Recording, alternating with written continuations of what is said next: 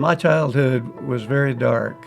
My father was abusive, and he wanted my brother and I to be mean, and he succeeded with that. I became very sadistic, and I fought all the time. I started out with fists, graduated to brass knuckles, eventually ended up with a .357. I started drinking at 12. I was an alcoholic by the time I was 14, and became a drug addict at 17, married and divorced with a child at 19. So I went into the military and thought it might straighten me out. It didn't. I ended up in prison in Buffalo, New York. I was awaiting a court-martial, and part of the proceedings I had to go see some psychiatrists, try to see what was wrong with me, and the top guy called me over and he said, asked me if I'd ever heard of the word sociopath. He said, it means that you don't have a conscience and you're incapable of love. And if I had to guess, I'd say you're well on your way to becoming a serial killer. And I said, well, what do I do about it? And he said, well, there's nothing you can do. It's incurable. So they kicked me out of the military, and I became an intravenous drug user. I started using meth. I became a meth addict, and I would stay up for days at a time. And then I'd use heroin to come down.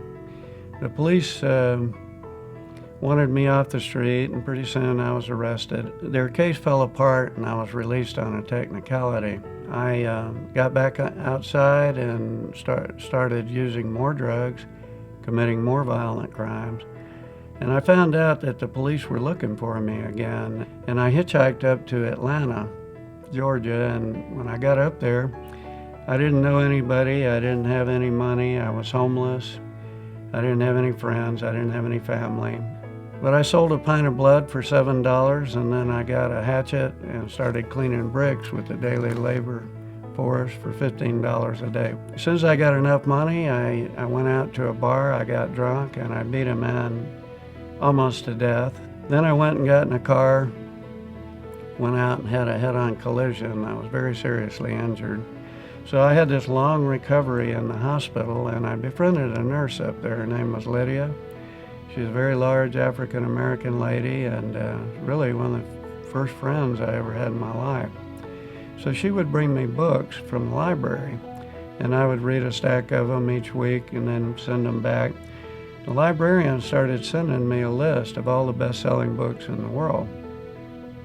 Well, the best-selling book in the world was the Bible. So I had decided that I would read it, not because I wanted to become a Christian, because I wanted to disprove it. I was full of hate and anger and bitterness. In fact, I hated everybody. As I read it, I discovered that Jesus Christ was nothing like I thought he was. And I had nobody in my life that ever told me that they loved me, but here was Jesus, and that's all he talked about, was loving people. Well, I kept reading, and I got to a verse in Philippians 4:13 that said, I can do all things through Christ who strengthens me. Well, that infuriated me. I slammed that Bible shut, and I threw it down on the bed, and I rang the buzzer for Lydia, and I said, just get that Bible out of here. It's nothing but a lie. And she said, what are you talking about? And she stood up and put her hands on her hips, and she looked at me, and she said, Jesus is God. He can do anything he wants. And if he can do all that, he can change your sorry tale. I confessed my sins, I asked for forgiveness, and I became saved, and my heart changed. Where before, I could have shot you right in the eye and never thought anything about it. I couldn't do that anymore. I got off drugs, meth, heroin, and I've never taken them since. I met a girl who was nothing like me. So today I've been married 42 years to her. I got a job,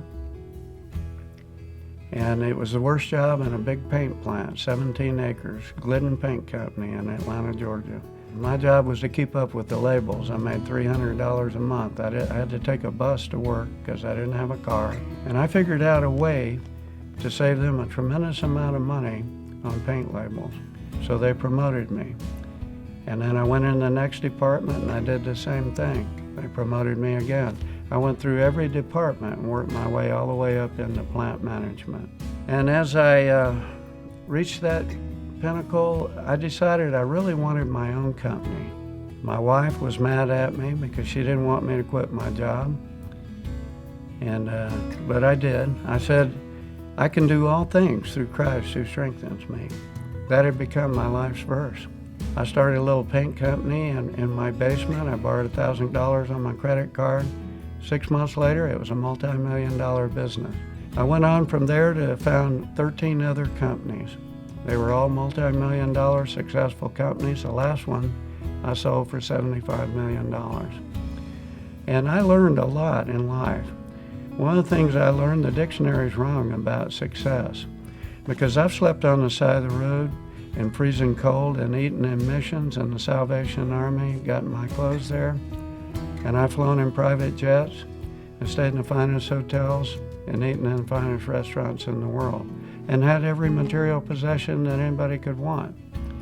The dictionary defines success as the attainment of wealth, fame, power, or some significant achievement. My definition of success is the attainment of peace, joy, and love in your life.